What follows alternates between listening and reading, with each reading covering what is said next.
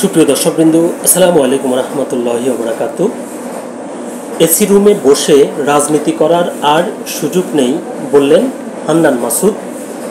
এই শিরোনামে কালবেলা একটি প্রতিবেদন প্রকাশিত হয়েছে, যার বিস্তারিত বলা হয়েছে, এসি রুমে বসে রাজনীতি করার সুযোগ নেই, বাংলাদেশের গতানুগতিক রাজনীতিবিদদের জন্য রাজনীতি কঠিন করে তুলব বলে মন্তব্য করেছেন জাতীয় নাগরিক পার্টির সিনিয়র যুগ্ম মুখ্য সমন্বয়ক আব্দুল হান্নান মাসুদ।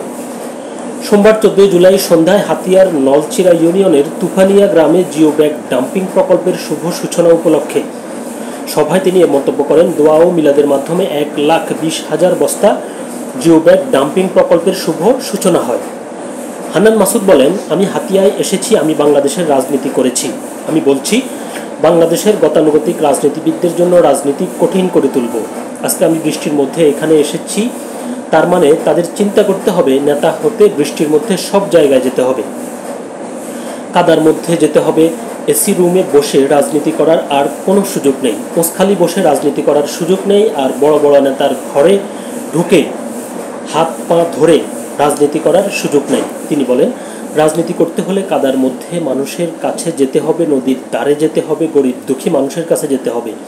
রাজনীতি করলে ভূমিহীনদের ভূমি মেরে না দিয়ে তাদের ভূমি তাদের বুঝিয়ে দিতে হবে। রাজনীতি করতে হলে রাস্তাঘাটের কাজ করতে হবে, সেখান থেকে চাঁদা খাওয়া যাবে না।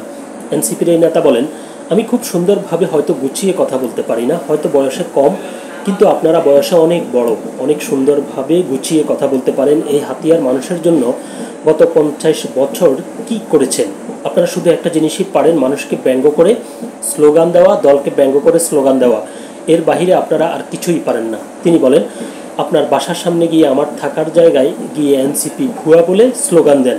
এনসিপি আপনাদের কি করেছে? এনসিপি হাতিয়ার ভূমিহীনদের ভূমি বুঝিয়ে দিয়েছে। এনসিপি হাতিয়ার মানুষের রাস্তাঘাট করে দিচ্ছে। হাতিয়ার মানুষের নদী ভাঙন রোধে দিনরাত কাজ করে যাচ্ছে। হাতিয়া কলেজের সাবেক শিক্ষক অধ্যাপক মফিজ উদ্দিনের সভাপতিত্বে সভায় আব্দুল হান্নান মাসুদের বাবা আমিরুল ইসলাম, মোহাম্মদ আব্দুল মালেক, এনসিপির হাতিয়া উপজেলা প্রতিনিধি ইউসুফ রাজা সহ বিভিন্ন শ্রেণী পেশার মানুষ সে সময় উপস্থিত ছিলেন। তো যেটি বলতে হয় সেটি হচ্ছে যে তরুণদের এই এনসিপি নিয়ে ব্যাপক আগ্রহ রয়েছে, তারা সামনের দিনগুলোতে কি করে। তো যেহেতু আব্দুল হান্নান মাসুদ এনসিপির একজন কেন্দ্রীয় নেতা, তো তার কাছে হাতিয়াবাসীর প্রত্যাশা রয়েছে, তিনি কতটুকু পূরণ করতে পারবেন সেটি সময় বলে দেবে। সকলে ভালো থাকবেন, সুস্থ থাকবেন, আল্লাহ হাফেজ।